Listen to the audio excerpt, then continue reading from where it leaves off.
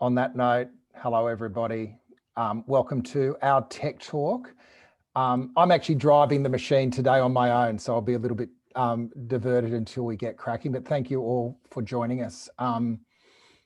We are in the process of also turning this into a recording that some people would call a podcast, but no one makes podcasts. So we're going to have a crack at being a little bit more structured, I think, in the way that we present our information and our format today. So please bear with us if it sort of loses its disjointed charm that we've created over the last year. But so that will all not be in the recording clearly. But welcome to Tech Talk. Welcome to Dan Stinton, the Managing Director of Guardian Australia and the Chair and Founder of Digital Rights Watch, Lizzie O'Shea. I'm Peter Lewis, Director of the Centre for Responsible Technology, and Tech Talks is our fortnightly trip around the world of technology and all the tricky issues that challenge us to think through what the future can look like. I'm joining you from Gadigal land here in Sydney in what I think is now the 11th week of our 2021 lockdown. I'm sure you'll join me in recognising the land we're all on was never ceded and paying respects to elders past, present and emerging. The format, as I said, will be a little bit more structured. We're basically going to go around the panel and look at a news item each. And then we've got really lucky to have a guest, Dr. Kath Albury from Swinburne Uni for a deep dive into the world of OnlyFans. So for those that are new, and I'm sure most of you have been regulars, please use the chat if you like to introduce yourselves and tell us where you're coming from, but also critically, as we go through our issues, please comment, ask questions, and we'll do our best to bring you all into the conversation. Guys, it's been a fortnight where there's been some major local legal cases. There's been really interesting prosecutions in the States and big changes to the laws in China as well. So we've got a bit of a global perspective to pull in together. But Dan, why don't we start off with looking at the really groundbreaking test case that occurred in the Australian High Court over the last week. So you can open it up with news of the week. Thank you, Peter. Hello, everyone. So a bit of background for those that might not have seen this. There was a very consequential decision made by the High Court this week in relation to a defamation case, I guess, that was brought against media organisations. So just to give you the background, I think it was back in 2016, certainly some years ago, the ABC's Four Corners, sorry if I'm getting a bit of feedback here, the ABC's Four Corners did an episode on abuse in the juvenile detention centre in Northern Territory. And one of the youth that was featured in that was a gentleman called Dylan Voller. It was a fairly groundbreaking report. It resulted in a royal commission.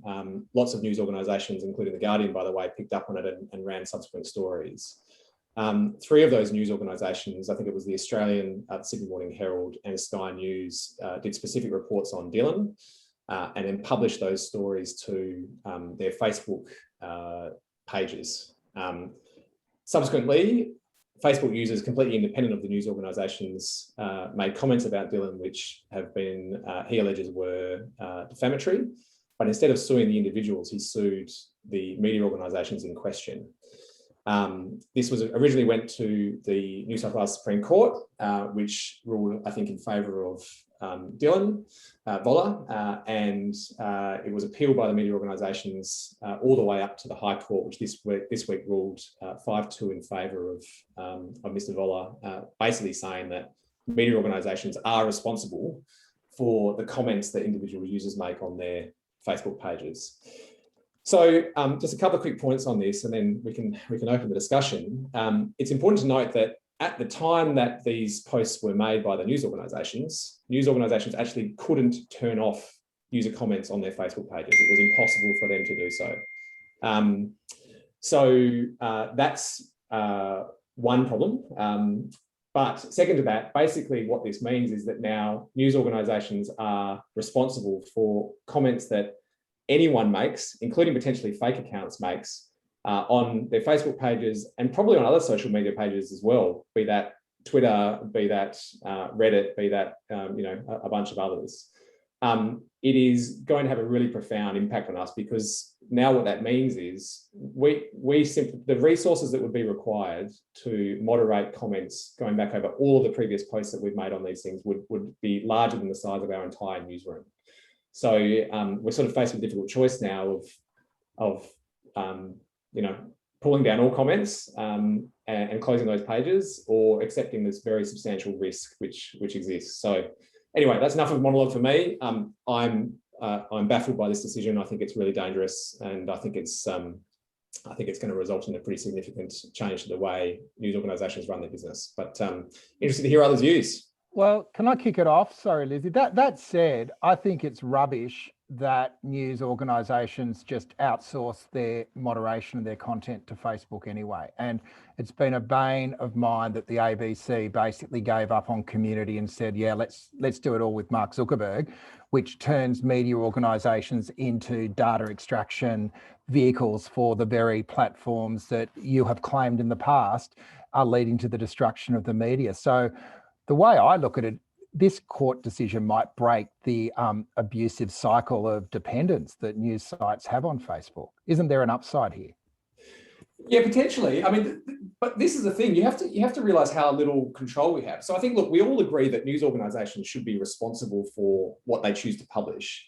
And I think you could mount a pretty fair argument that news organisations should also be responsible for moderating the comments that appear on their own platforms. So, we have moderators that is their job.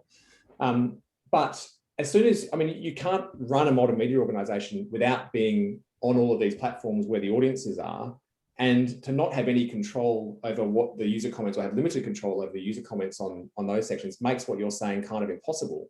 So you're kind of left in this circumstance where it'll really only be, this becomes actually a competition issue, because it'll really only be the larger media organisations that can afford to put on a stack of people to moderate comments, both on current articles and historical posts on all these different platforms, that are going to be able to afford to do it. And smaller media organisations which don't have any moderators, we've got a few, but only a few, won't be able to participate in these kinds of things. And that will result in smaller media organisations effectively being, discriminated against. And you have to also realise that Facebook and most other media organisations, they reward engagement. So it's the fact that you get consumers talking about a particular story that means that you get a lot of traction in the news feed. And if you don't have that ability, it means you're going to be disadvantaged relative to the media organisations that can afford to have moderators. This part of the whole concern that underpinned the media code, that essentially if you're buying into a model which rewards engagement, you're going to be producing news on the terms dictated by companies like Facebook and Google. You're not going to necessarily be engaging in the freewheeling enterprise of investigative journalism, which is actually what our democracy needs. So I take your point, Dan. I think that there's problems. I take it very well that there's problems wholesale with journalism subscribing to a model of social media platforms as being the key way in which they communicate with readers. I did want to raise a broader question. I suppose it's worth acknowledging that I have a lot of empathy, as I'm sure panelists do today, with Dylan. I think he was treated appallingly, and he's gone through a horrible experience in terms of having his conduct scrutinised and turned into fodder for conservative media to play politics. It's been awful. And he experienced trauma at a very young age and had to do then the recovery process in the national spotlight. So anyway, I think it's worth acknowledging that, and that it's really horrible when content that's defamatory online is just allowed to be there. And I do wonder whether, Dan, you had any light to shed on this. What sort of the point of these comments are, these comment spaces? Because I don't get the impression that they're particularly constructive or useful for community building. And I do think a platform like Facebook is very ill-suited to building, to creating a space for public discussion, but also facilitating that in any meaningful way, in part because it rewards virality, it rewards engagement. To what extent do you think what do media people think about comments? I mean, the big paradigm of the internet is that you're never supposed to read the comments. And I do wonder what you think internally is the purpose of it. On the Guardian page after each article, there's obviously quite a bit of space for that. Why you would then wish to continuously be responsible for moderating that, and then whether you think there's utility in actually doing it for media organisations beyond for nefarious purposes, in my view, on platforms like Facebook. Yeah, how long have you got? So I think about 1 minute. User comments are really problematic, clearly. Look, to be honest, even on The Guardian, sometimes it devolves into the same people kind of having a crack at each other, and I'm not sure it adds much value. But, on occasion it does, and therefore I think it's worth participating with them on occasion. The problem here with the Facebook one, though, is that Facebook is, sorry to use the bargaining code term again, but it's an unavoidable trading partner for publishers. And that the reason I bring that up is to say that because so many people, I think at least a quarter of Australians get their news from social media exclusively, from Facebook exclusively. If you're not there, you're not reaching that audience. And to reach that audience, and you have to do so on Facebook's terms, and Facebook's terms are that you have to have these comments enabled in order to get engagement and be featured in the news feed. So the comments on Facebook might not necessarily add a whole bunch to the civic debate, if you like, about particular articles, but they do drive engagement, and therefore they drive audience back to the. So you're saying they're a marketing tool rather than a real form of civic discourse? I wouldn't go as far as say they're a marketing tool, but they're certainly a way to reach an audience that you wouldn't otherwise reach. We've got to wind up. It's really interesting. The Australian community managers are actually having their conference today, and we're going to get them in at some point, because I think there's a bigger piece. What is moderation, and what value could good moderation do? And even with due respect, The Guardian, I think you basically moderate your internal content just to make sure you don't get into trouble, rather than any sense of shaping a sense of community. There is an opportunity to use news to build community in a much more interesting way, and maybe cutting off the easy drip of just automating it is actually a good thing in the long run. But I do share your pain in the short term. It must be possibly. And one last point. I mean, I think we disagree on this, by the way, but I think having individual identity tied to real people is also really important to make this something which is useful. But anyway, that's perhaps a topic for another tech talk. Definitely. So Lizzie, what was getting you interested this week in the news?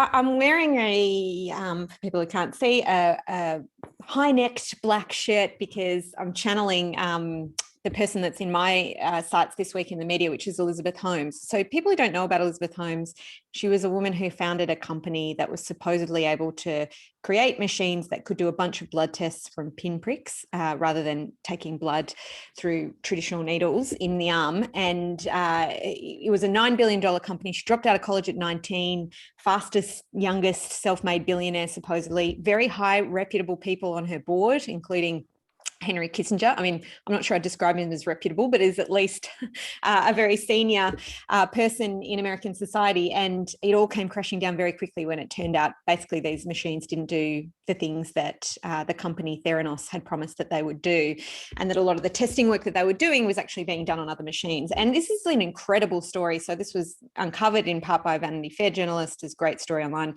There's been documentaries made about it. She's now facing the music. She's in court this week, and it's expected she'll testify, I think it might even be today or tonight, about this misconduct, because she's accused essentially of various financial offences associated with taking investor money and then losing it. So this is a company that went from being valued at $9 billion to nothing in a very short space of time. And I think it's such an important story because there's so much hubris in Silicon Valley, particularly when there's money flying around from venture capitalists.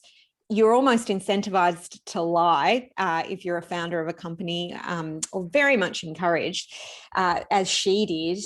But also there's often a very unclear line between what's illegal and legal, and what venture capitalists might be encouraging founders and companies to do. And that kind of behavior is so irresponsible. It has real world consequences for people, of course. There's stories about people being tested and returning a test result as positive for HIV on her machines and then finding out that wasn't true. Also, a woman who was diagnosed as having a miscarriage and then turned out her pregnancy was viable.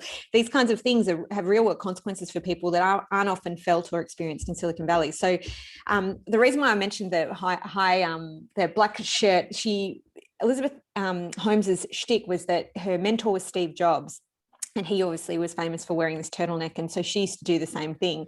And Steve Jobs is someone who's notorious, I think, in Silicon Valley for being a bit of a nasty person.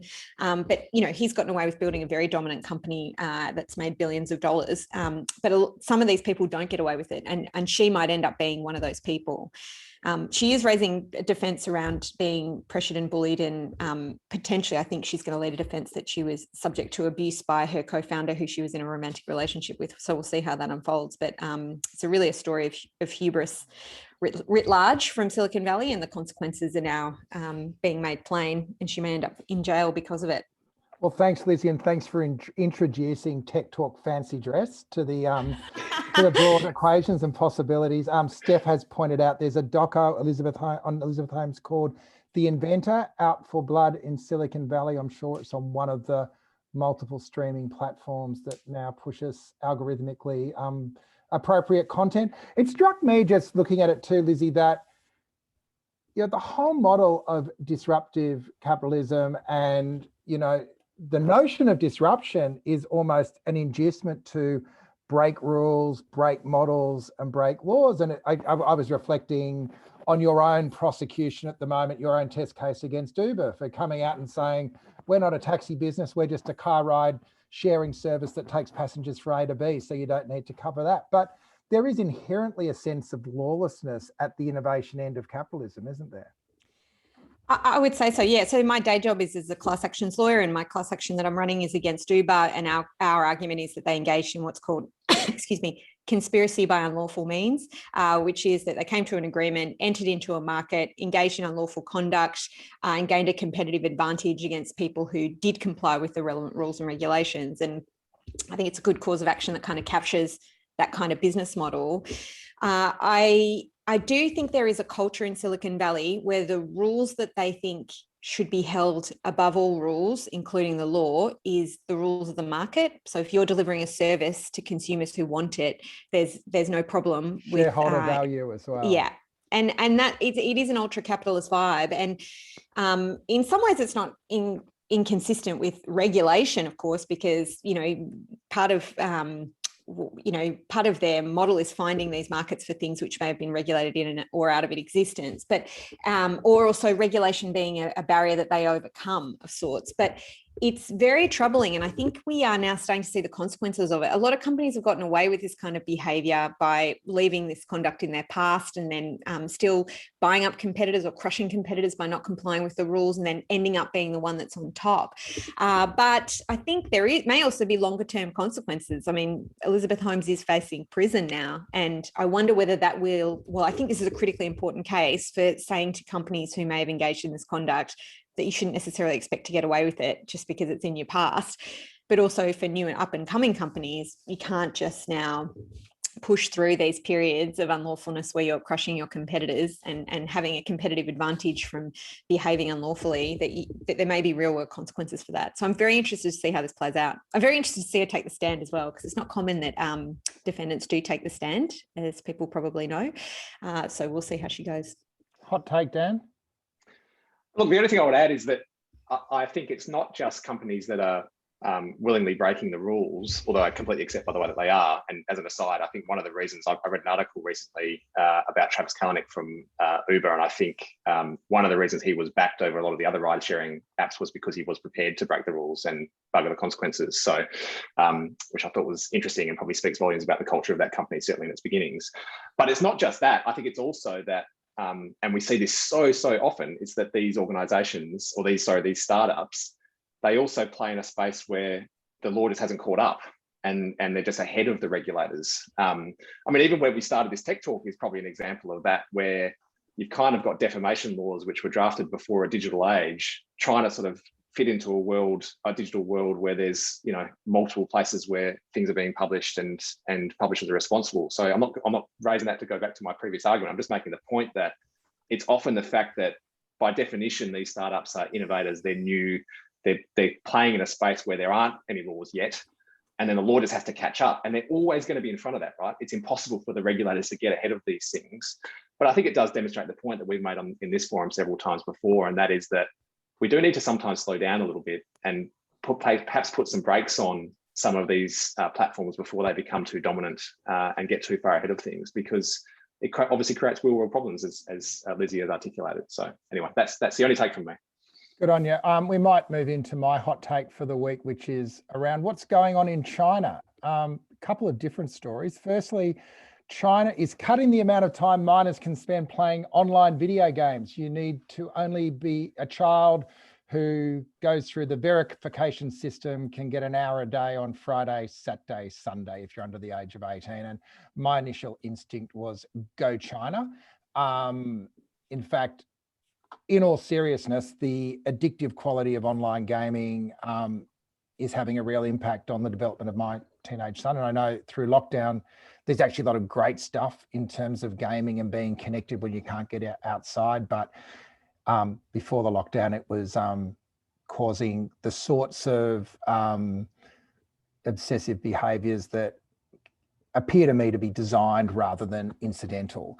But then side by side with that, China is going on a round of algorithmic regulation. And some of it's really interesting, that algorithms should not be nudging towards specific outcomes. They should not use illegal or harmful information as user interest to recommend content or create sexist or biased user tags. So it's going right down to the architecture of the algorithms. There's 30 different dot points in this code, which is going out. So it's interesting. I have long wanted to see more sensible regulation of the internet, and particularly protection of kids around addiction by design. And then all of a sudden, China's going down this path. Now, then I go, I don't really want to be in China. I don't want to live under a dictatorship of engineers. I don't actually want to go there, but I kind of like some of the things they're doing. So I'm in a little bit of a torn situation at the moment, where I feel like the Chinese Politburo has taken up a fair swag of the Centre for Responsible Technologies policy agenda. And what's going on? Help me, Lizzie. It's the dictatorship of Peter Lewis. I'm glad I don't live in your household. I'll just put it out there. Can I ask you though, I mean, I don't have teenage boys, which comes as something of a relief in lockdown, but I did want to know, how do you talk to him about this, or what are the kinds of conversations that you have? You maybe don't want to share it, or I can understand that if it's private, but in a theoretical world, what are the challenges in terms of parenting about how you have these conversations? Is it that kids don't like talking to parents about this, which I could understand, and that maybe we need to talk about kind of peer-to-peer education instead, or development of digital literacy and kind of an understanding of how these platforms work? Or are there other reasons why? Like, is it now the primary way in which children socialise, which I could also understand being quite reasonable in a context in which you're unable to leave your house? So can you tell us a bit more about that problem and how you confront it? Yeah, so I won't go to the sort of dewy-eyed version of digital parenting is like the old version of the puberty book, and mummy and daddy loved each other very much, and then there was a baby sort of thing, and you could sit down in a quiet space and talk about the way the world worked. And then the idea of digital puberty, I think, is harder because the conversations you try to have are in competition with these amazing immersive products that are designed to drag people away from those real world conversations. So like I say, there are real great things, like they are great. It is great to play in an immersive world where all your friends are on the headphones with you. What's not great is that the games never end. It's a bit like a Netflix. It rolls into the next game. I know I sound like a prudish, old fuddy, I don't know, but there is everyone that's got teenage kids. It's that you can't reach. It's harder to reach them because they're a product of a business model that is being designed to drag them away from the real world. I know that sounds alarmist, but that's actually what initially motivated me to look at the way this technology works. And I'm not saying that you should have, 3 hours a day and it's all 3 hours a week. Like, that's an excessive, but the fact that the dictatorship of engineers also identifies this as a problem, and they can see a generation that are being dragged into the metaverse, to use a term from a few weeks ago, is really interesting. And I wonder what 20 years down the track will be if one society has not been dragged down that rabbit hole and another one, the best minds of a generation, locked in, Fortnite. Sorry, I got a bit fired up about that. You got younger kids. Can I jump in? Yeah. Because I've got a similar experience. I mean, my kids are 10 and 13. My son this year in year 4 had to have an iPad for school, which, don't get me started. But anyway, had to have an iPad for school. And I think the problem here is as illustrated by Peter, is that we all grew up at a time before mobile phones were in our pocket, and so probably learned boundaries or had boundaries before this stuff was introduced. When you're a young person growing up today, obviously you don't have that. You're growing up with it. All you want to do is be on it. I mean, what I think makes me uncomfortable about this though is I've got timers set up on my kids' devices, which means they can only have an hour a day of this kind of thing. So you're already China. Well, this is the thing. I think what makes me uncomfortable about it is it's like China has taken up the role of parenting, which even though I broadly agree with what they're doing, I mean, I think it's that the danger is imposing that carte blanche across the whole of society. I think that's probably excessive, but it doesn't mean that I don't sympathise with what they're trying to achieve. What do we think about the broader algorithmic regulations? Because that's like, there's so many different tentacles there, right? So this is I did want to talk about this because this is, I think, what is actually more important here. And effectively what China is doing, again, Peter, I'm in this uncomfortable position because I really support it. I mean, I think what they basically said is these algorithms are too damn powerful and important to remain a black box. So they've both put in protections to what the algorithms can do, and critically, they've given government authorities the ability to come and audit those algorithms and make sure that they're doing what the companies say they would. And I think that's what we need in the West. Now, not with an unelectable dictatorship or whatever coming in and having the final say over what these things can do. You still want this to be democratic, but there needs to be oversight over algorithms. In the case of our good friends at Google and Facebook, Google run the digital economy and Facebook pretty much govern what information people see. That is too damn important to be left to a private company in Silicon Valley to manage, in my view, and we need to have Australian oversight over it. Anyway, Lizzie, what's your take? Look, I'm not a parent, so I do think it's easy for me to underestimate the difficulties of parenting in the digital age. But what I would say is, I do think sort of life is the experience of going through various phases and experiences and finding your identity and figuring out how to draw your own boundaries. And so the skill of learning to do that in the context of digital platforms that are designed to engage you is going to be an essential life skill. And I appreciate that I've had longer to learn that because I don't disagree. I just want some guardrails and red lines. I understand but that. I'm more interested in your view on algorithms. What is your pushback on what the Chinese government's doing there? I mean, look, I think algorithms are one aspect of how you design these platforms, and they're not the only one. So I think there's lots of different design approaches you could take that place the kinds of limitations in a nudge method upon how people engage with them. So I'm not opposed to it per se, but I do also think we should be, the best designers should be thinking about how to talk to people, engage with people, design platforms in a particular way that encourages empowerment rather than addiction. I mean, I'm a bit even loath to use this term addiction because I'm not sure it accurately kind of describes this engagement, but or also, it may not draw a distinction between actual medical problems as opposed to, life in the digital age. So I'm not opposed to using design solutions in this way, but I think we do have to be pretty careful about it. And I think we are in a point, I think, where it's very important to have these conversations up front rather than putting them in opaque design methodologies. because that's the way in which you'll be able to equip people with the skills to confront the digital lives. One final point on this, if I could, Peter, just picking up on what Lizzie said. I think a superpower of the next generation is going to be the ability to not be distracted. And you kind of have to learn that, don't you? You kind of have to learn to be able to stay focused on one thing for a particular time is going to be much, much harder for generations in the future than it was, I think, for us. And learning that skill of not being distracted is something which I think is going to be a superpower for anyone that can actually do it, because it's just, the algorithms are too damn strong.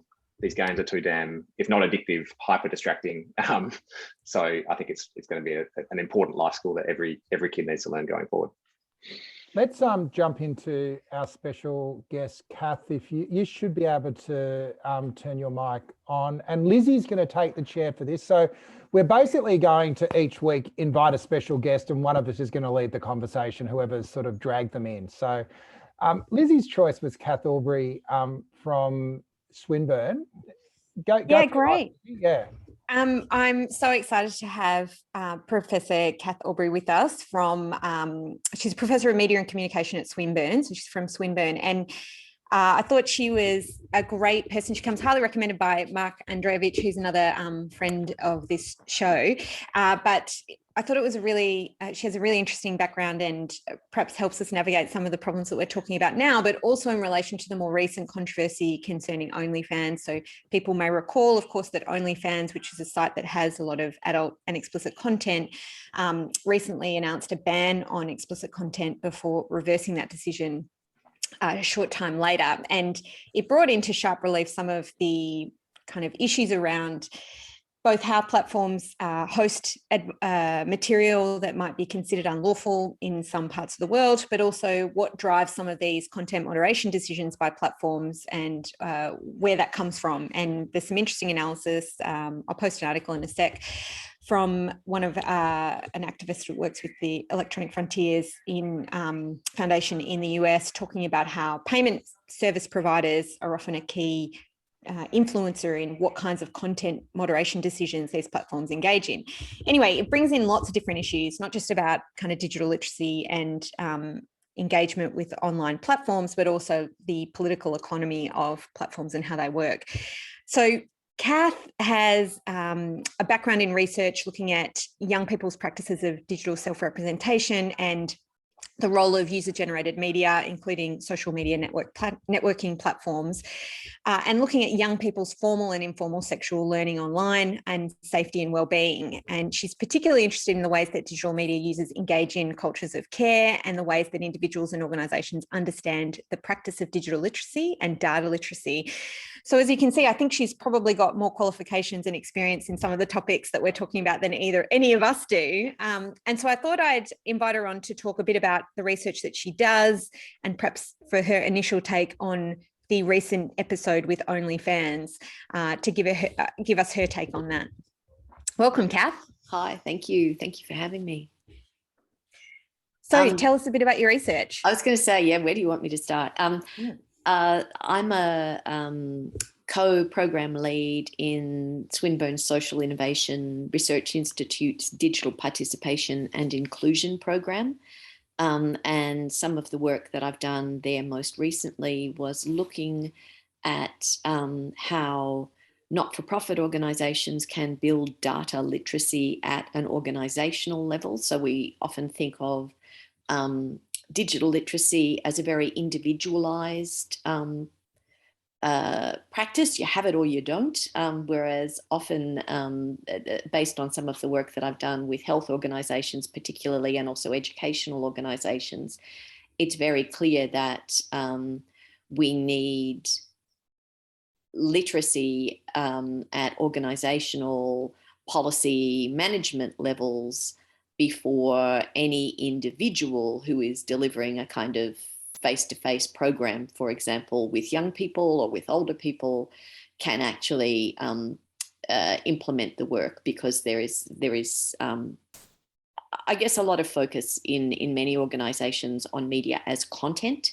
So the images you might see, for example, much less knowledge of the broader ecosystem that I think you've been speaking to here, the governance at a nation state level, governance in a kind of at a platform level, how governance or and then business models feed into platform content moderation practices and the kinds of content that we see and how the content circulates, and then at the next level again, how data is kind of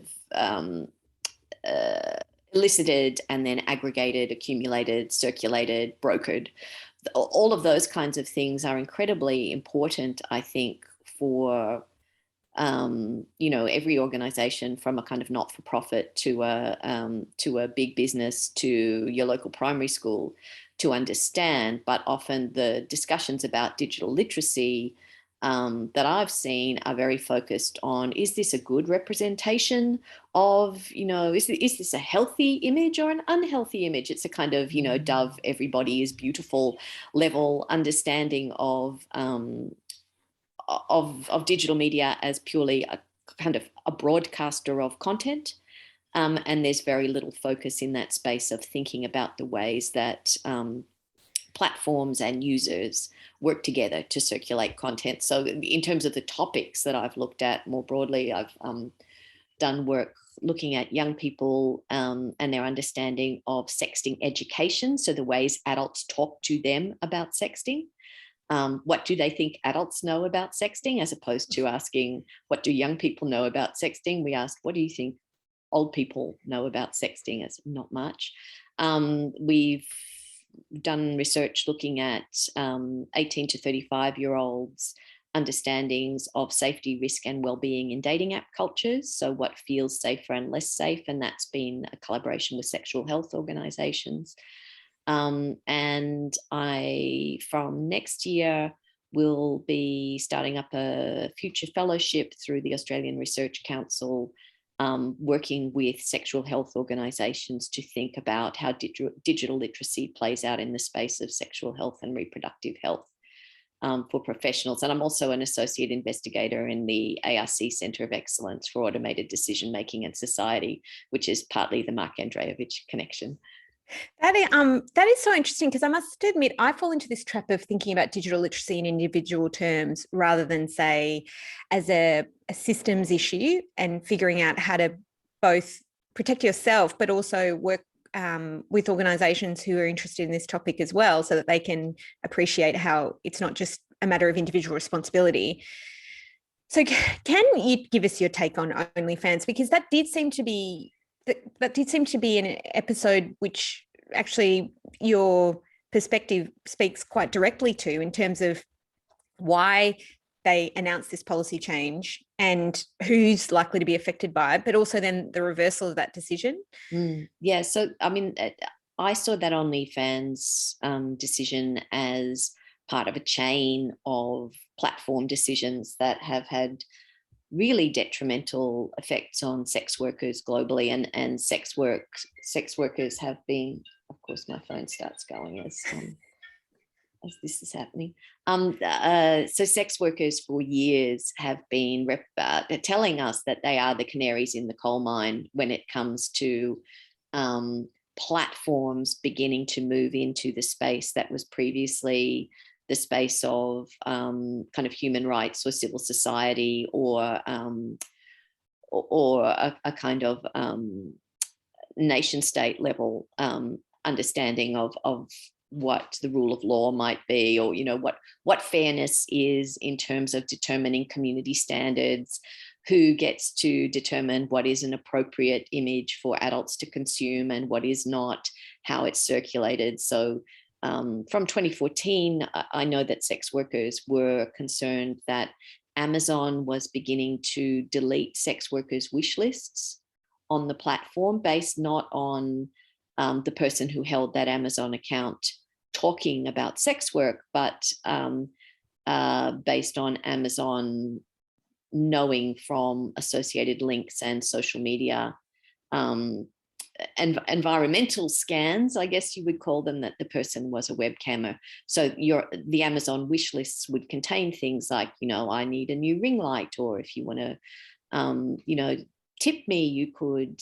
help me upgrade my webcam. And Amazon was deleting wish lists and credit from sex workers from that time on. I know that Zara Stardust, who's a postdoctoral fellow in this, the Queensland University of Technology node of our Centre of Excellence, found in her PhD research that the credit card billing company CC Bill had its own list of content that was approved or not approved for content producers to post. So one of the amateur porn producers that Zara interviewed at that time was forbidden to produce a fantasy video that was a kind of vampire movie, parody, send up a sexy vampires, like, oh, who would have thought of such a thing? Because it had blood in it, and not because blood is illegal. It's not because it's illegal to show blood under Australian legislative guidelines or in US porn legislation or whatever the national jurisdiction was, but because CC Bill prohibited the depiction of blood in sexual content. So this has been a long time coming. OnlyFans became a very high profile platform during the COVID pandemic last year because there were lots of those news stories about young people who had been furloughed or laid off because of COVID, opening OnlyFans accounts and kind of sharing nudes for tips, if you like. So I would imagine it's been under increased pressure under the past few years. We know too that there have been real concerns about mostly adults posting content that is basically child abuse material on the platform. So images that were filmed without consent, posted by adults there, and concerns that OnlyFans was not taking seriously the requests for takedowns.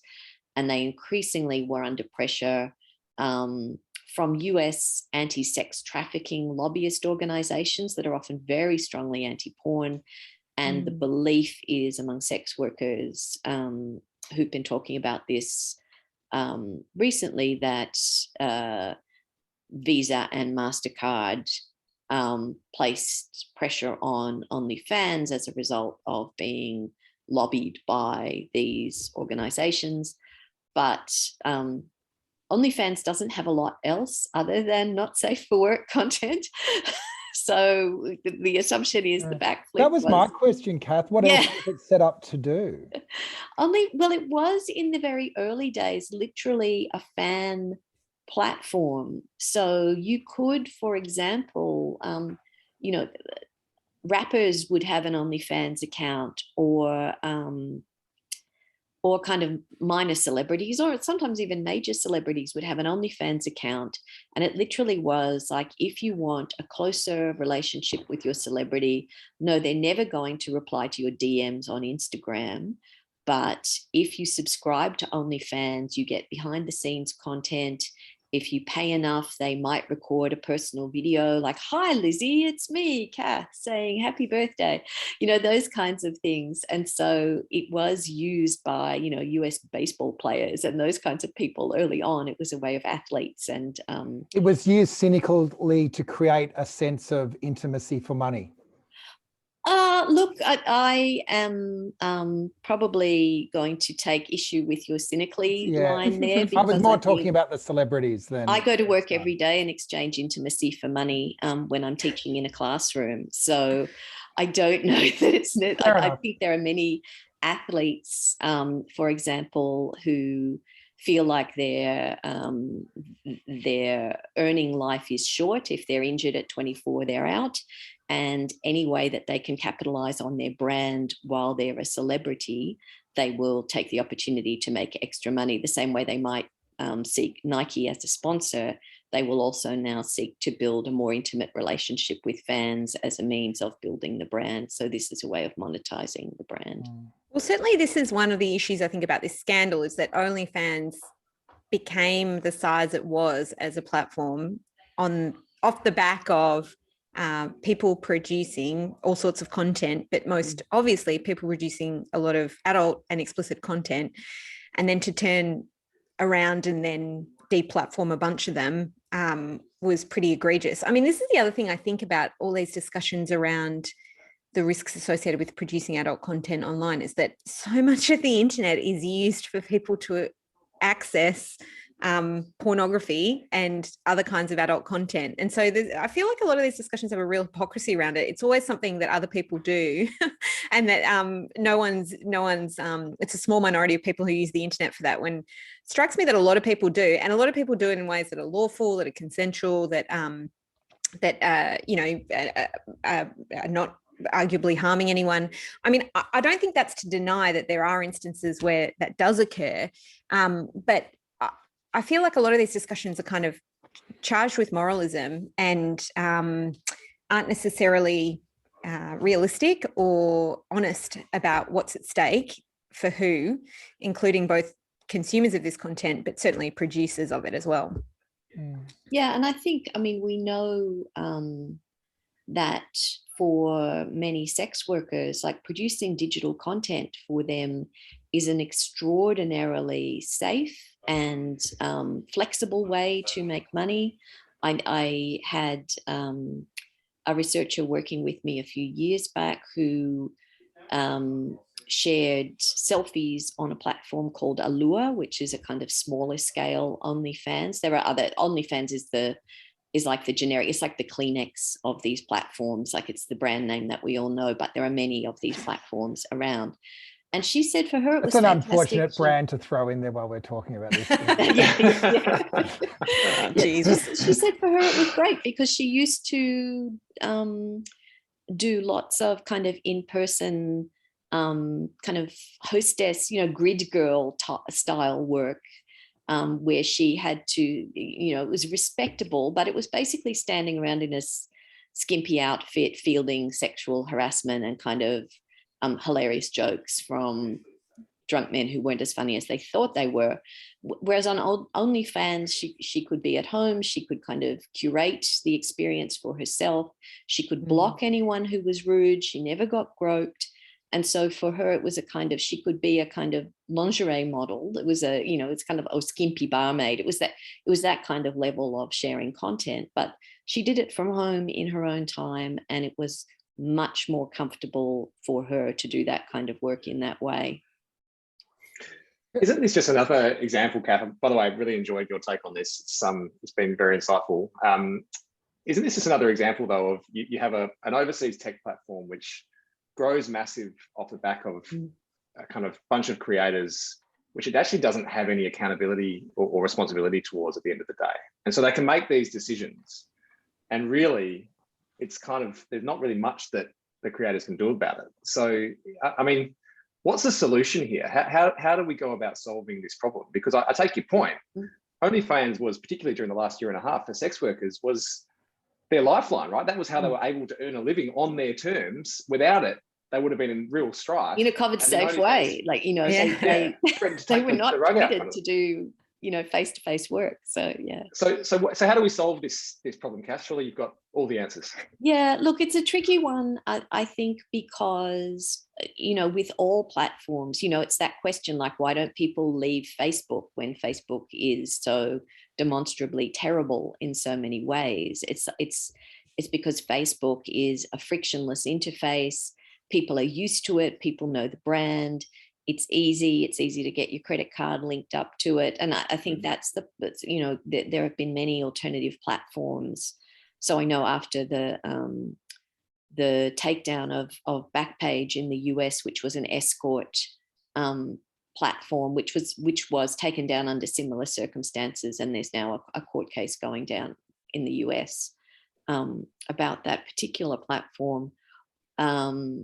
Alternative platforms were built that were built to have a kind of transparent algorithmic process that sex workers could understand how to build their profile there, how to build their brand, and how to interface with potential clients. So Tryst.com is an example of a platform that is very transparent and user-centered and very ethical in its approach, but it's not a household name in the way that OnlyFans is. And so for people who are using a mainstream platform that then falls over. You know, I mean, the same thing has happened on a different scale in the kind of the recent changes in content moderation on platforms like Instagram, where a range of content producers who don't produce explicit sexual content, but produce content that the community guidelines now deem to be too sexual, have built a brand through Instagram and have essentially been deplatformed and are trying to work out ways to move their communities to other platforms. And these include people like, burlesque and pole dancing teachers who produced a lot of content of them in their dance costumes that was deemed sexual solicitation and then taken down. So, this is happening a lot. It's not just on OnlyFans. It's a real concern for many content producers, ranging from, breastfeeding advocates to, as I said, kind of dance teachers who have found that they can no longer use the platforms that they used to use as part of their work and to kind of build a community around their work. Can I ask you, back to my kind of prudish parent starting point? So I love your systemic take on digital literacy. Where do you see the issues around particularly young boys accessing pornography and the flow-on impact of that on their relationships with women intersecting with this debate? Yeah, so to me, I think a lot of the debates around porn are in bad faith.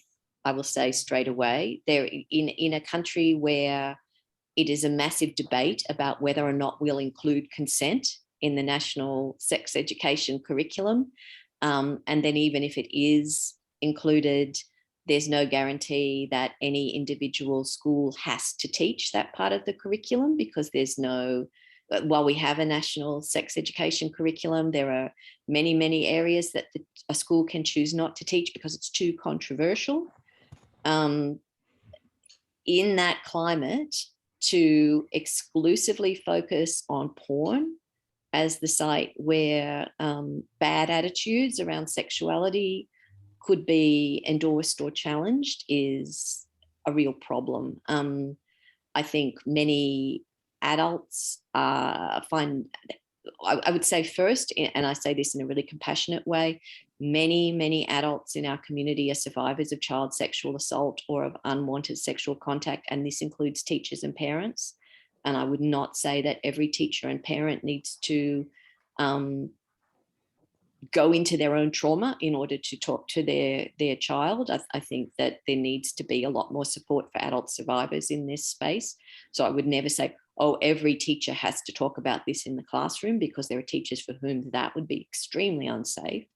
And similarly for parents. But I think we can't have a double standard where, for example, in New South Wales right now, Mark Latham is trying to make sure that, schools can't talk about gender diversity, and then wonder why young people are accessing porn to understand how bodies work and how different kinds of bodies work. I was Monday to Thursday this week, I was at the Australasian Sexual Health and HIV/AIDS conference. I'm on the organising committee for the social, cultural and political aspects of health stream there.